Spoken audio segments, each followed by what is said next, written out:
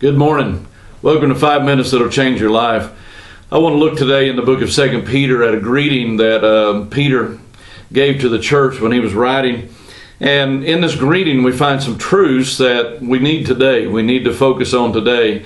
We're living in a very precarious time. We're living in a time of deception. We're living in a time where we just seem to be pulled in so many different directions, and it's hard to know what's true. It's hard to know who's being honest.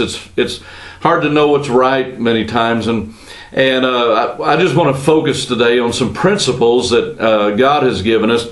And Peter says in 2 Peter chapter 1 and verse 2, it says, "Grace and peace be multiplied to you in the knowledge of God and of Jesus our Lord." Grace and peace be multiplied to you in the knowledge of God and of Jesus Christ our Lord. Grace is unmerited favor. It is the full favor of God. It's favor that we can't really understand because it's undeserved. We can't earn it. We can't do anything to get it. But it's the grace of God. And Peter is addressing the church here and saying, grace and peace be multiplied to you. And I just want to declare that to you today, that grace be multiplied upon your life, because we need the grace of God, the favor of God. When the favor of God is on your life, it attracts good things. It attracts goodness to you. It attracts blessing to you. When the favor of God is on your life, then it opens the door to blessings that we couldn't get any other way. And it causes us to attract the goodness of God. It causes us to attract the goodness of this life even. And so we want the favor of God. Thank God for His favor.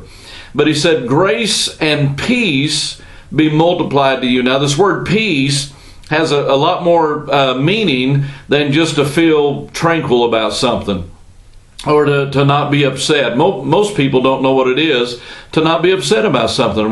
We live in such a stressful time, and there's so much drama, and people seem to thrive sometimes on just being upset all the time. It seems like they're always worked up about something. But to actually be at peace, the word peace, this word in the Amplified Bible, it says that when it talks about peace, the description given in the Amplified Bible here is which is perfect well-being. Part of it is perfect well-being. What would you pay to have a sense of well-being? If you could buy it, what would you pay? But you can't buy this. It's from God's favor. It's from God's blessing. We have to receive it from God. But the peace we're talking about here, one of the elements of this peace is perfect well-being.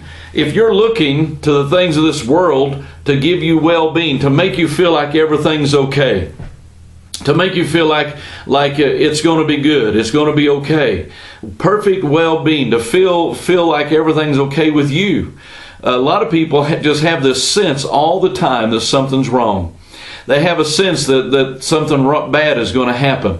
They live in a state of fear. But I got to tell you today that that perfect love casts out all fear.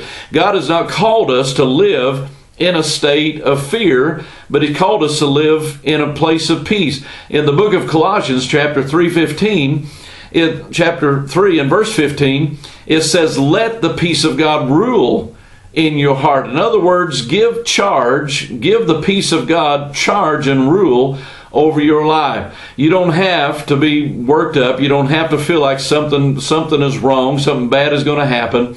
That's what we get from this world. That's what we get from living in this world.